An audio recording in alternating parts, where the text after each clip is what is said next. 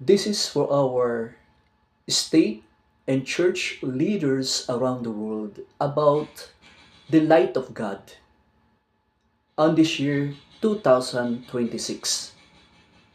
40 days given by God after Simbang Gabi in our preparation for Christmas Day, December 25, until to the presentation of the Lord in the temple on February 2, which many of the arrested officials with the crimes committed either locally and international of facing the churches are mostly Christians or either Catholics or other Christian religions. What do I mean of this?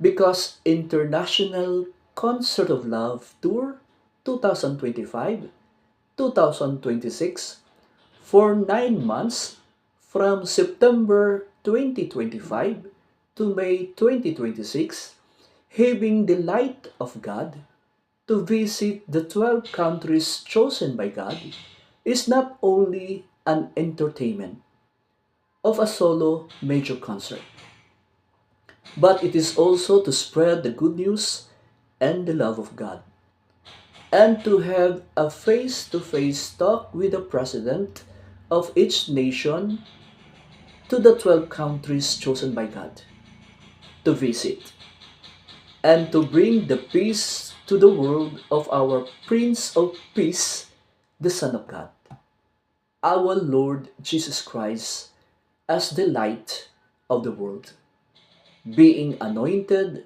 by God through baptism and confirmed in his transfiguration and of God's resurrection as chosen witness at Poyano, Verona. We need all of us, either our church and state leaders, even all in the national and local officials, with an oath of office, even citizenry of each nation, is called to protect the rule of law of the Constitution of each nation. But the history of Venezuela and to the arrest of the President Nicolas Maduro on January 4, 2026, into our new year of the Epiphany of the Lord, and to compare to the arrest of ICC to former President of the Philippines Rodrigo Roa Duterte, crimes against humanity on war on drugs, is to educate all of us about the international law. Because there is an immunity under customary international law, meaning incumbent heads of state generally enjoy personal immunity, ratione personae, from the criminal jurisdiction of foreign national courts for the duration of their time in office. The immunity is considered absolute and covers both official and private acts, ensuring they can perform their diplomatic duties without obstruction. Why it should be to review and to make or create a concrete law for international law to all nations, to follow of each church and state leaders, either in their International Criminal Court or ICC, or in UN Secretary Council or United Nations, or to the Permanent Court of Arbitration, PCA. The challenges about the practical reality is often complicated by political consideration. States may refuse to cooperate, arguing that arresting a visiting head of state will damage bilateral relations or violate other aspects of customary international law. In Article 98 of the Rome Statute allows for consultation when an arrest would require a state to act inconsistently with obligations owed to a non-member state. Let us to educate all our state and church leaders, most especially our people of each nation, that obedience to God and the rule of law are important as they provide moral compass and a structured society, respectively, which align with the Christian principles of love and facilitate peace.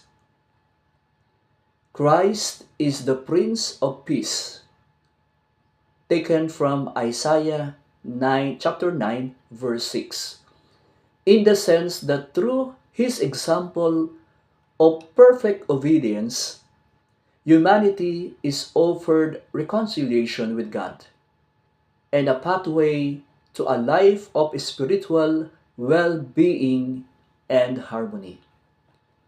While the coming feast of baptism of the Lord Jesus Christ today, after the Sunday of the Epiphany, marking the end of the Christmas season and signify the start of the Son of God public ministry, why there is 40 days given by God after Simbang Gabi, which is affirming his identity as God's Son and highlighting baptism's importance for joining the Christian community as described in the Gospels. With this, we need a peaceful to resolve the conflict and even the arrest of President in Venezuela by the U.S.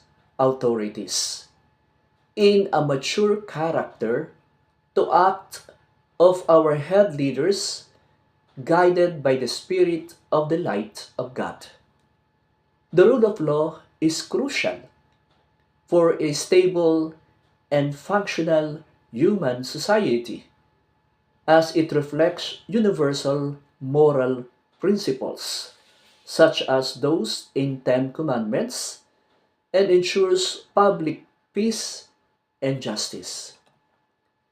Importance of the rule of law of the Constitution should maintain order and justice, establishes a social contract, and ensures equality and human rights, even Christian perspective. It means there are concepts to connect as Prince of Peace, the reconciliation with God. The spiritual peace is the foundation of all other forms of peace. A model of living, loss of love, people can live in harmony with God and each other, which bring true peace in their relationships and communities. Ultimate harmony, human laws, when just, serve as earthly mechanism to promote a semblance of the order and peace that Christ ultimately embodies and will establish in full. God bless us.